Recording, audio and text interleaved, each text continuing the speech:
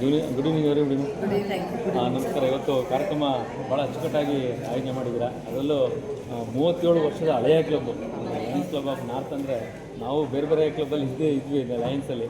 ಹಾಗಾಗಿ ತಮ್ಮ ನೋಡ್ತಾನೇ ಇದ್ದೀನಿ. ಇವತ್ತು ದೇವಿಪ್ರಸಾದ್ ಸರ್ ಕೂಡ ಇವತ್ತು ಡಿಸ್ಟಿಕಲ್ಲಿ ಕೂಡ ಒಳ್ಳೆಯ ಹೆಸರು ತೊಗೊಂಡಿದ್ದಾರೆ. ಅವರ ಒಂದು ಕ್ಲಬ್ಬು ಕೂಡ ಹೆಮ್ಮೆಯ ವಿಚಾರ.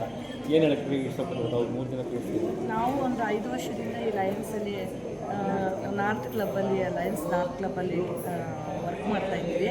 ತುಂಬ ಖುಷಿಯಾಗಿದೆ. ಮತ್ತು ನಮಗೆ ಎಲ್ಲ ಲಾಸ್ಟ್ ಇಯರ್ ಟ್ರೆಸರ್ ಆಗಿದೆ. ಈ ಸರಿ ಸೆಕ್ರೆಟರಿ ಆಗಿ ಇನ್ನೂ ಚೆನ್ನಾಗಿ ಕೆಲಸ ಮಾಡಬೇಕು ಅಂತೇಳಿ ಅಧ್ಯಕ್ಷರ ಜೊತೆ ಸೇರ್ಕೊಂಡು ಕೆಲಸ ಮಾಡಬೇಕು ಅಂತ ಖುಷಿ ಆಗ್ತಾಯಿದೆ.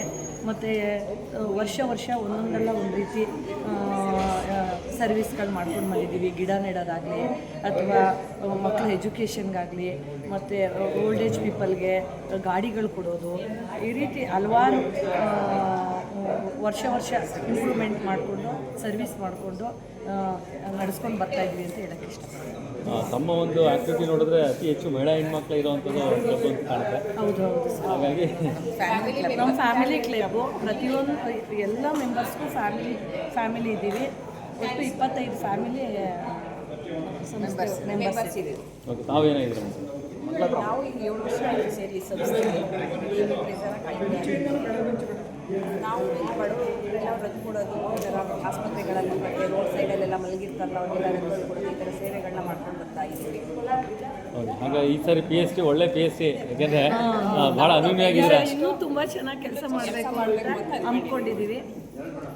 ಖಂಡಿತ ಒಳ್ಳೆಯದಾಗಲಿ. ತಮ್ಮ ಒಂದು ಹಳೆಯ ಕ್ಲಬ್ಬು ಹೊಸ PSTಗಳಿಗೆ ಶುಭಾಶಯ ಕೊಡ್ತೀವಿ. ಎಲ್ಲ ಇದಕ್ಕೂ ದೇವಿಪ್ರಸಾದ್ ಸರಿಂದ ಎಲ್ಲ ರೀತಿ ಸಹಕಾರಗಳು, ಸಲಹೆಗಳು ಪ್ರತಿಯೊಂದು ನಮಗೆ ಪ್ರೆಸಿಡೆಂಟು ಬರಬೇಕು ಅಂತೇಳಿ ನಡೆಸ್ಕೊಂಡು ಹೋಗ್ತಾ ಇದ್ದಾರೆ. ಹೌದು, ಯಾಕೆಂದ್ರೆ ನಿಮ್ಮ ಕ್ಲಬ್ಬಿನ ಚಾರ್ಟರ್ನೇ ಅವರು.